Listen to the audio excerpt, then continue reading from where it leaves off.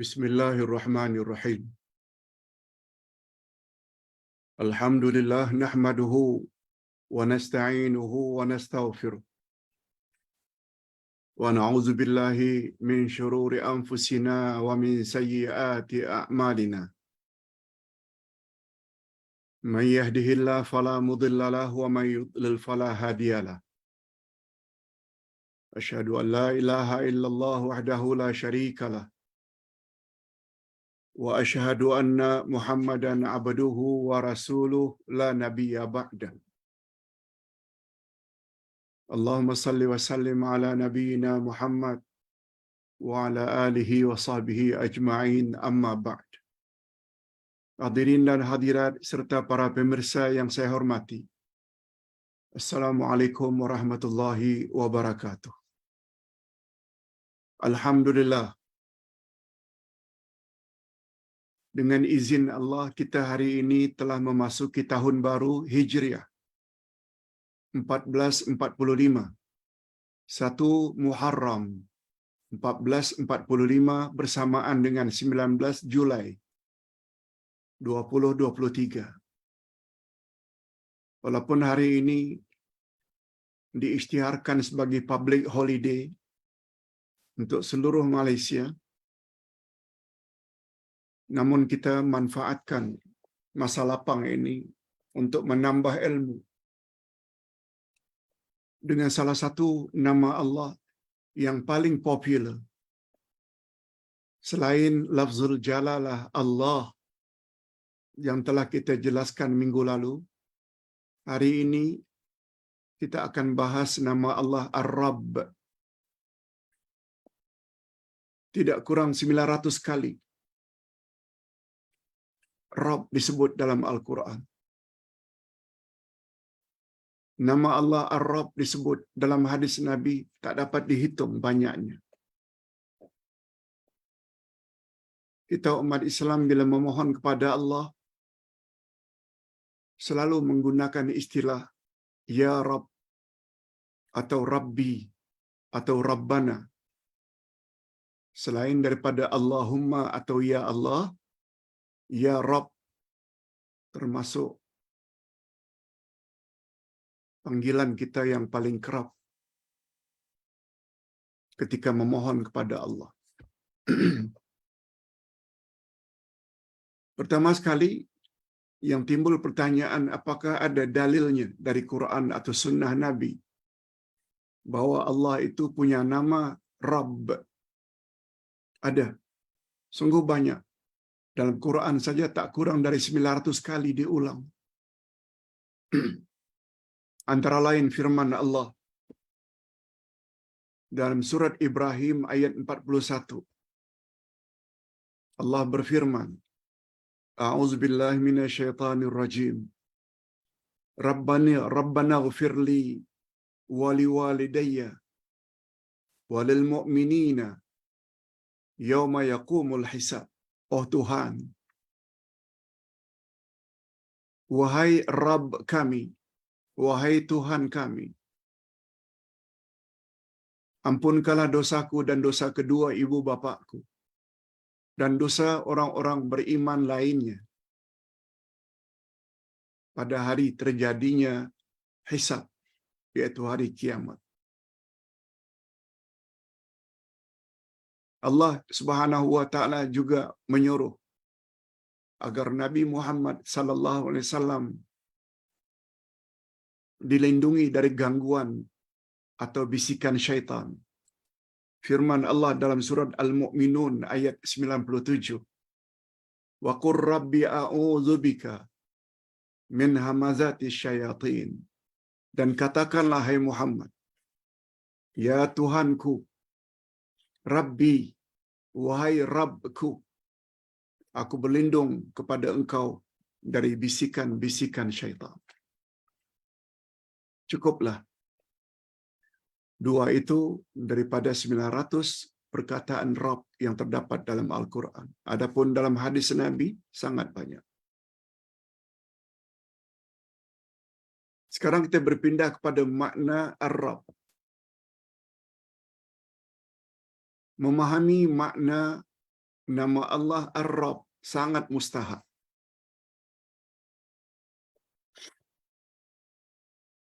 Supaya kita tidak jadi orang sombong. Supaya kita tidak jadi manusia yang ingin menang sendiri. Supaya kita tidak anggap orang lain itu rendah semuanya. Kitalah konon yang paling hebat. Bila ada menemui insan seperti itu, dapat kita kenal pasti. Karena dia tidak belajar apa makna Ar-Rabb.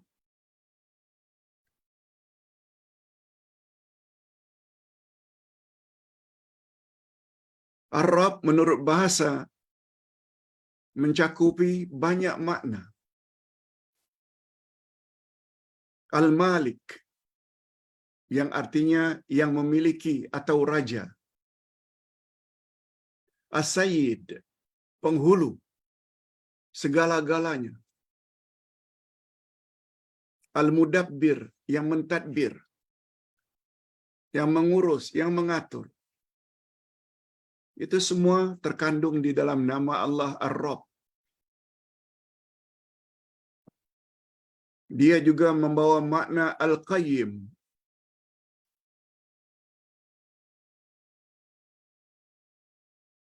yang mendirikan.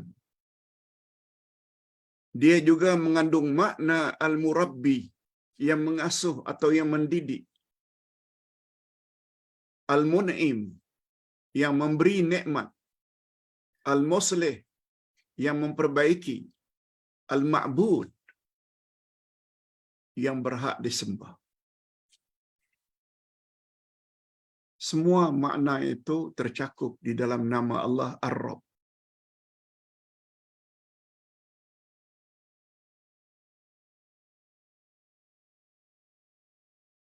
Di dalam nama Allah Ar-Rabb ini tercakup semua sifat-sifat rububiyah yang ada kaitannya dengan perbuatan-perbuatan Allah. Itu sebabnya Rabb boleh dengan makna Al-Khaliq, yang mencipta, karena mencipta itu perbuatan. Ar-Razzaq, yang menurunkan wahyu, yang menurunkan rezeki. Al-Muhyi, yang maha menghidupkan. Al-Mumit, yang maha mematikan. Selain Al-Mudabbir, Al-Hafiz, Al-Murabbi, Al-Malik, semua itu tercakup di dalam nama Allah Ar-Rabb.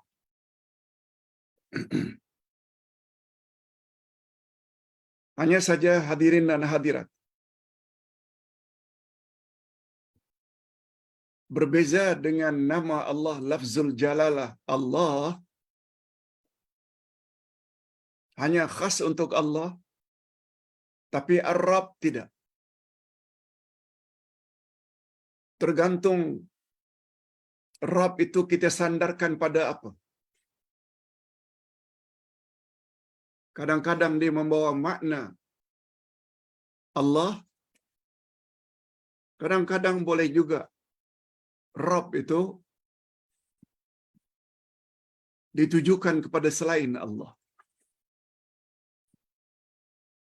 Kalau Rabbil Alamin, pada awal surat Al-Fatihah, Alhamdulillahi Rabbil Alamin, segala puji milik Allah, Rabb seluruh alam. Sudah tentu Rabb di sana dengan makna Allah. Alamin jamak dari alam-alam. Alam flora, alam fauna,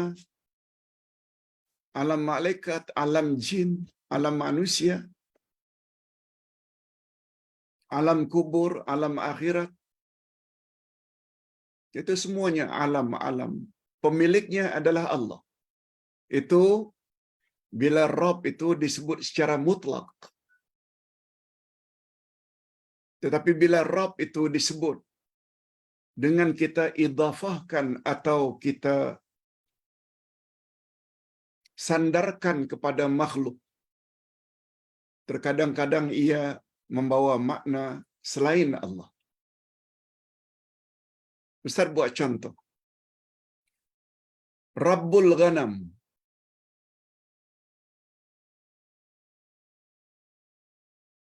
Ghanam maknanya kambing.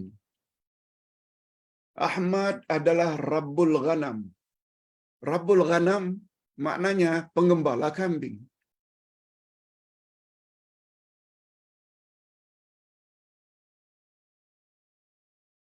Abdullah Rabbul Jamal. Jamal atau camel, onta. Rabbul Jamal maknanya pengembala onta.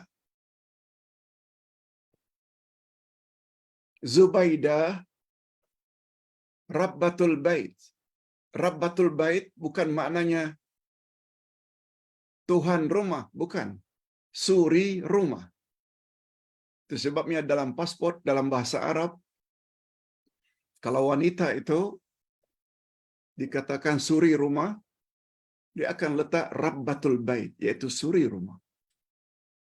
Demikianlah penggunaan perkataan Rabb. Ringkasnya, bila Rabb itu secara mutlak, dia merujuk kepada Allah sahaja.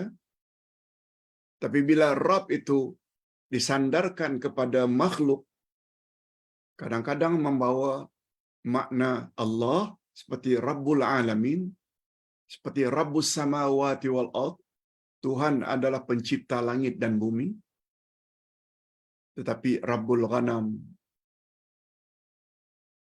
yang membawa makna penggembala kambing, Rabbul Jamal, dia boleh merujuk kepada manusia. Okey. Sekarang kita berpindah kepada kehebatan Ar-Rabb.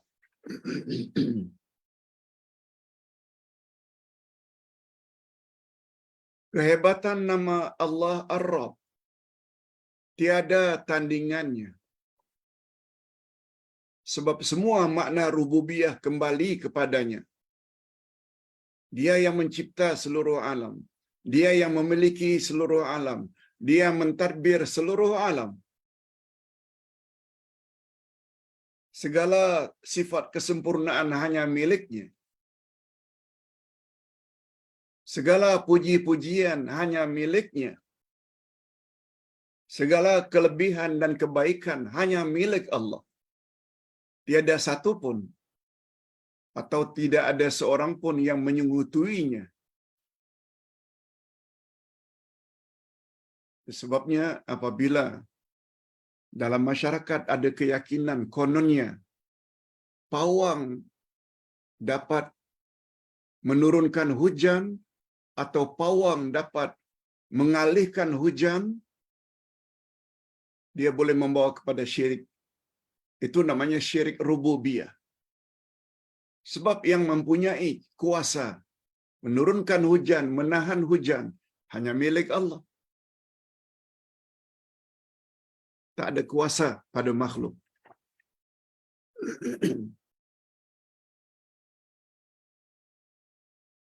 Itu sebabnya rububiyah Allah, dia mencakupi segala makhluk.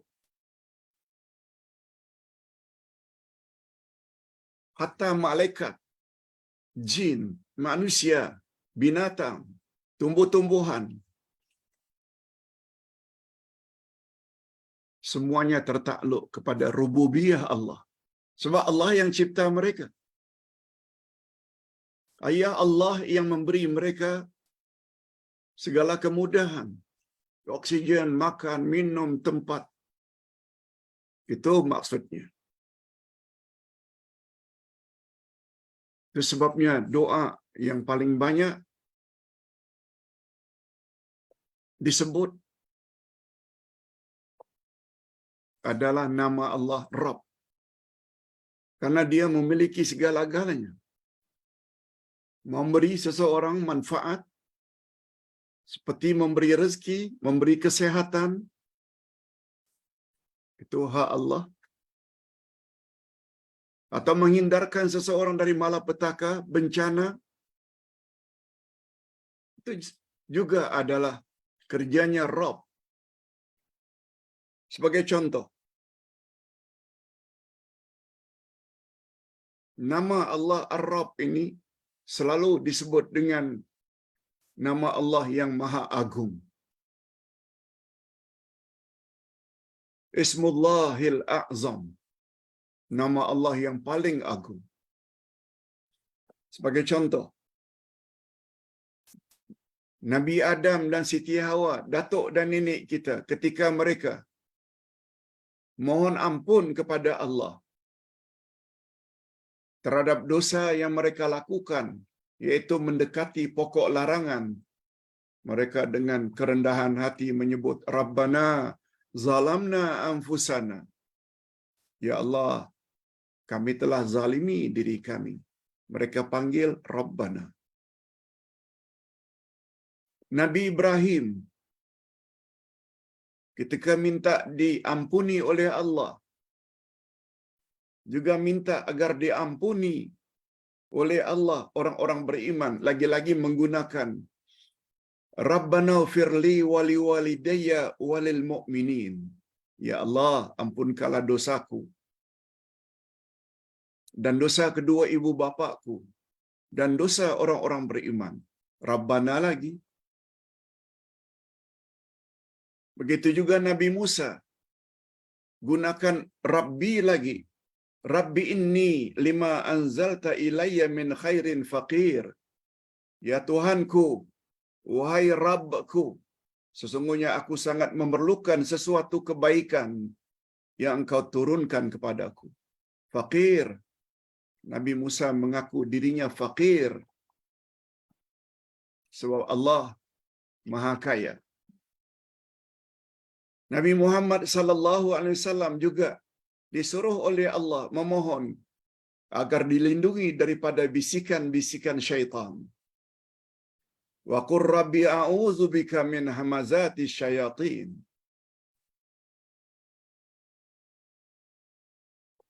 Ya Allah, wahai Rabbku, aku mohon perlindunganmu daripada bisikan-bisikan syaitan. Allah juga sebut di antara doa ulul albab, orang-orang yang berfikiran waras. Rabbana la tuzigh qulubana ba'da idh hadaitana. Oh Tuhan kami, janganlah Engkau cabut balik hidayah yang telah Engkau masukkan ke dalam lubuk hati kami. Rabbana hablana.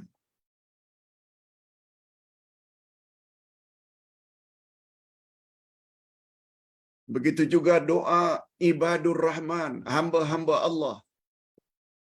Ibadur Rahman disebut dalam Al-Quran. Orang-orang saleh dari kalangan ibadur Rahman selalu berdoa, Rabbana hablana min azwajina wa zurriyatina qurrata ayun.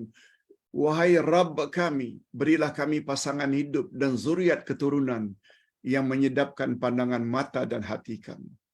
Semua guna Rabb, Rabb, Rabb. Itu sebabnya Syekh Al-Ashqar menyebut tidak kurang daripada 900 kali perkataan Rabb disebut dalam Al-Quran. Itu sebabnya menurut Abu Darda dan Ibnu Abbas, Rabb termasuk Ismullahil A'zam, nama Allah yang paling agung. Yang bila kita minta, Allah akan kabulkan. Itu namanya tawassul dengan nama-nama Allah. Rabbana. Sebab Rabb itu satu di antara nama Allah. Nah, sekarang kita berpindah kepada jenis-jenis Rabb.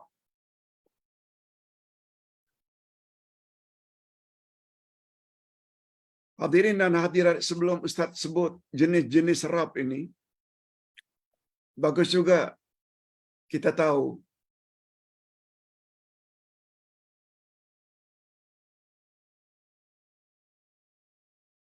dari perkataan Rabb lah munculnya istilah rububiyah, tauhid rububiyah. Selain tauhid asma wa sifat, tauhid uluhiyah, juga ada namanya tauhid rububiyah.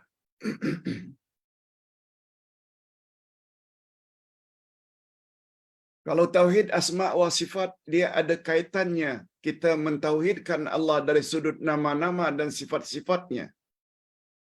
Allah saja yang maha hidup. Hanya Allah saja yang maha pengasih, maha penyayang. Hanya Allah saja yang maha berkuasa. Itu tauhid asma wa sifat. Hanya Allah saja yang berhak dan layak disembah, tidak yang lain. Itu namanya tauhid uluhiyah. Kita dah bahas minggu lalu. Asal usul perkataan Allah. Nah, apabila kita khaskan perbuatan-perbuatan itu hanya mampu dan dapat dilaksanakan oleh Allah sahaja, namanya tauhid rububiyah.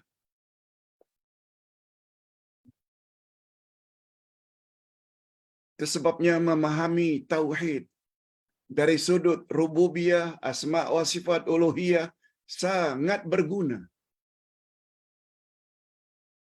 Walaupun ada golongan yang tidak suka dengan pembahagian itu.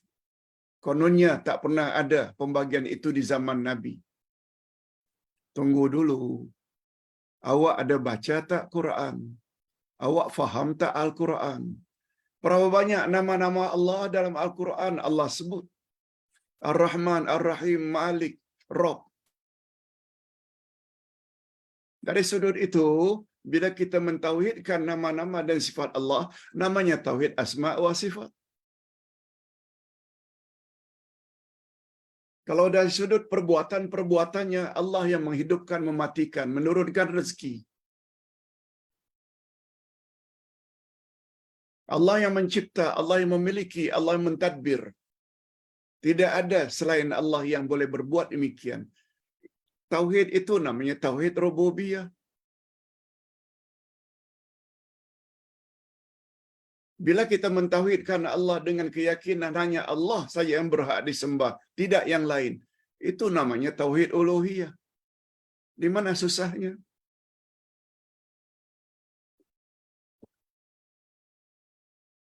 Tapi orang yang tidak dapat hidayah, dia senantiasa mengatakan tak ada dalilnya. Allahu Akbar. Tambahlah ilmu sedikit. Jangan sombong.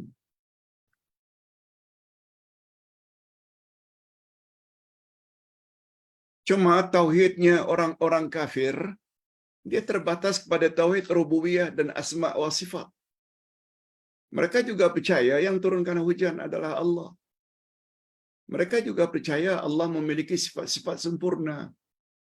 Cuma yang tak ada pada mereka tauhid uluhiyah. Mereka tidak hanya menyembah Allah sahaja.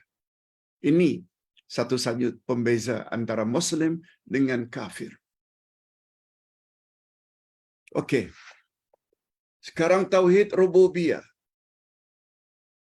atau jenis-jenis rububiyah. Ada namanya rububiyah ammah dan ada pula yang namanya rububiyah khasah. Rububiyah ammah iaitu Allah Subhanahu wa taala rububiyahnya terhadap semua makhluk. Rububiyah dengan makna mencipta,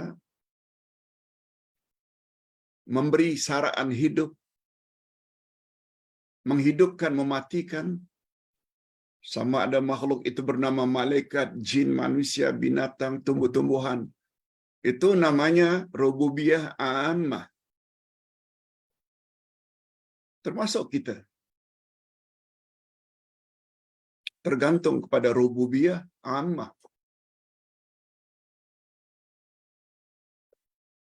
Allah cipta kita, Allah beri kita pakaian, Allah beri kita oksigen, Allah beri kita rumah, Allah beri kita kenderaan. Dalam hal ini antara Muslim dengan kafir sama. Orang baik, orang jahat sama. Rububiyah ammah. Tapi rububiyah khasah tidak. Allah pilih orang-orang khas sahaja. Dari kalangan orang-orang saleh, salihah, wali-wali Allah, orang yang dekat dengan Allah. Allah bagi mereka iman. Allah bagi mereka hidayah. Allah bagi mereka akhlak yang mulia. Allah bagi mereka cara beramal yang tepat lagi sahih sebagaimana yang diajar oleh Nabi.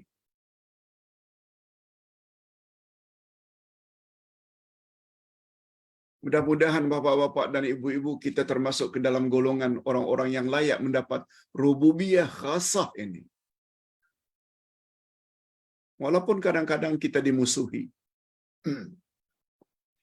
Kita cakap begini, mereka jawab lain. Mereka lebih utamakan tuan guru mereka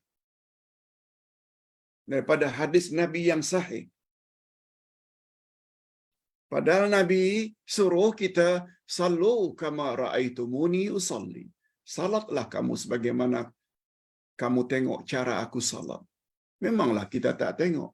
Tapi terdapat dalam hadis-hadis yang sahih bagaimana cara angkat tangan ketika takbir, bagaimana letaknya tangan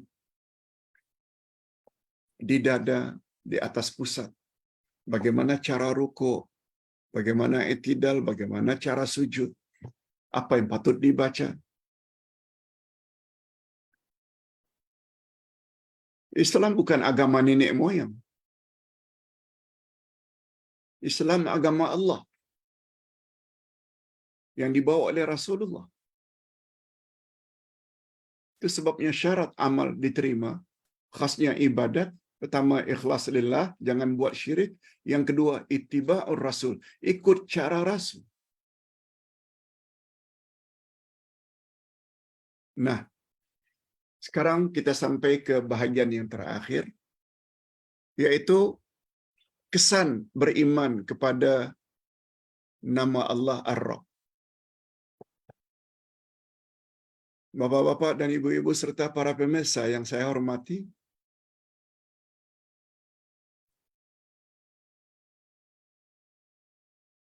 setelah lebih kurang 25 minit kita fahami makna Rabb,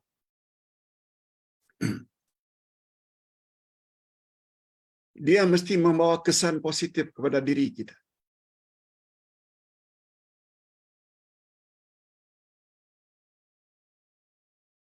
Pertama sekali, orang yang memahami makna Ar-Rabb bagi salah satu nama dan sifat Allah, Rububiyah, dia akan jadi insan yang senantiasa memakai pakaian ubudiyah. Dia tinggalkan pakaian rububiyah. Apa maksudnya Pak Ustaz? Kami belum faham.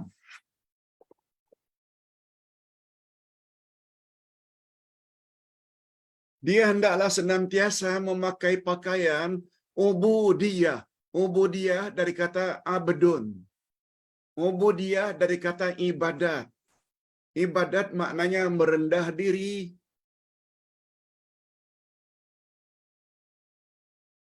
Itu sebabnya kata Nabi, nama yang paling baik adalah Abdullah, hamba Allah. Dia hendaklah senantiasa jadi hamba. Sifat utama hamba, senantiasa humble.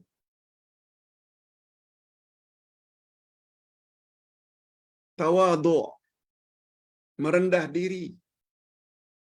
Tidak menyombong diri. Tidak suka membesarkan diri. Dia tanggal pakaian rububiyah. Sebab pakaian rububiyah yang mencipta, yang berkuasa, yang menghidupkan, yang mematikan, itu hanya pakaian Allah. Itu pakaian rububiyah. Dia tanggal sehabis-habisnya pakaian rububiyah. Allah kalau sombong, wajar saja.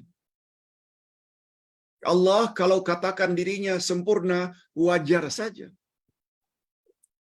Sebab dia subhanallah, maha suci Allah dari segala kekurangan dan keaiban, kecacatan. Yang kita ni penuh cacat. lemah sinilah, sakit sinilah, sakit lutut lah, kurang penglihatan lah, kabur, kurang pendengaran lah, bercakap kadang-kadang tersalah cakap. Kekurangan-kekurangan itu tak ada sedikit pun di sisi Allah. Itu sebabnya yang layak memakai pakaian rububiyah hanya Rabb, yaitu Allah. Sebab dia maha berkuasa, maha berkehendak. Sedangkan manusia hendaklah senantiasa memakai pakaian ubudiyah, dari kata abdun, humble, tawadu. Itu sebabnya Ustaz tadi dah sebut. Bila kita jumpai seseorang yang suka sombong, cakap besar, seolah-olah dia saja yang betul, maknanya orang itu tak faham makna Rabb. Dia coba ingin ambil rububiyah Allah, dia pakai pada dirinya. Kalau Allah itu tak pernah salah, kalau Allah itu maha berkuasa, tak ada siapa yang boleh mengatasi kuasanya. Wajar-wajar saja. Sebab dia Rabb.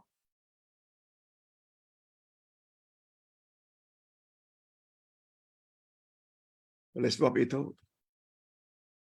sempena tahun baru 1445 Hijriah, hari ini, 1 Muharram. Kalau selama ini ada rasa sombong pada saudara mara, sombong karena kekayaan, lebih-lebih lagi sombong kepada ibu bapa, tolong berhenti sebelum terlambat. Kematian boleh datang anytime.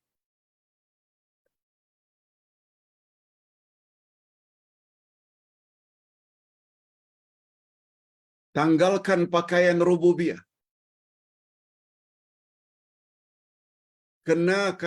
Pakaikan pakaian ubudiyah. Semua kita tak kira namanya Ahmad ke, Muhammad ke, Abdul Samad ke, Halimah ke, Syamsiah ke, Zubaidah ke,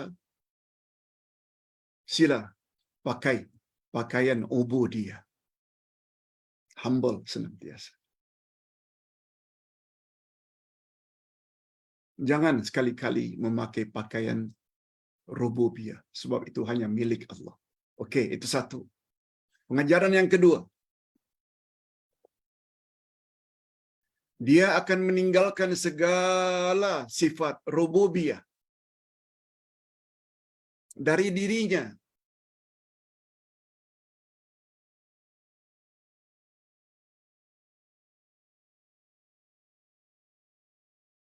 Karena hanya Allah yang layak memakai pakaian kebesaran itu. Hampir sama dengan yang kedua. Yang pertama dengan yang kedua. Yang pertama, kita hendaklah senantiasa memakai pakaian ubudiyah. Kita pakai. Itu sebabnya kata Nabi, tempat yang paling hampir antara kamu dengan Allah adalah ketika kamu sedang sujud. Sujud. Betul tak ketika sujud? Sejajar dahi kepala ini dengan kaki. Betul tak ketika itu kita sedang merendah diri? Itu namanya ubudiyah. Allah berjanji di antara timing doa makbul dan mustajab adalah ketika kamu sujud. Ini yang tidak dimiliki oleh iblis. Disuruh sujud, dia enggan sujud, menyombongkan diri. Aku kan lebih baik dari Adam. Sebabnya, andai kata seseorang selalu memakai pakaian rububiyah, minta maaf, dia sebenarnya cucu cicit iblis. Sebab sifatnya sama, suka menyombongkan diri. Itu sebabnya kata Nabi, apabila anak cucu Adam sujud, ketika itu iblis akan menangis tersedu-sedang sambil berkata, "Oh Tuhan, anak cucu Adam disuruh sujud, mereka sujud dan untuk mereka syurga." Iblis terus menangis. Seterusnya, aku pernah disuruh sujud, tapi aku enggan, untuk aku neraka. Dia sujud menunjukkan betapa rendahnya kita di hadapan Allah. Itu sebabnya kita tidak boleh sujud kepada sesama makhluk. Sekedar menundukkan kepala sebagai tanda hormat kepada pembesar, tak mengapa. Kepada raja, kepada sultan, tak mengapa. Tapi sampai sujud, sebagaimana yang dilakukan oleh orang-orang Siam, Thailand, terhadap raja mereka, sampai meniarap, no, tak boleh. Jadi yang layak kita pakai adalah pakaian ubudiyah, pakaian kehambaan. Jangan pakai pakaian rububiyah, sebab itu hanya pakaian milik Allah. Nah, yang terakhir, yang ketiga, orang tersebut akan senantiasa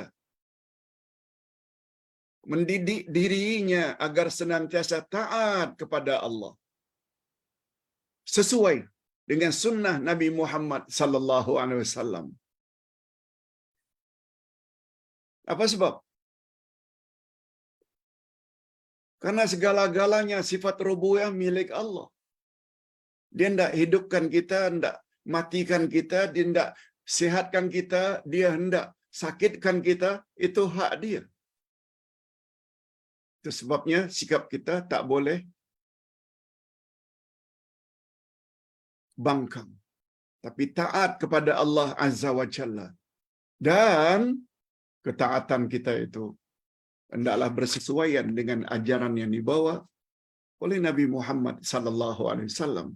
Jangan reka-reka cara ibadat sendiri, sebagaimana sikap setengah orang dari kalangan umat Islam. Tidak, guru kami lebih tahu. Hadirin dan hadirat, ini dulu yang dapat Ustaz sampaikan. Mudah-mudahan ada manfaatnya. Berikut ini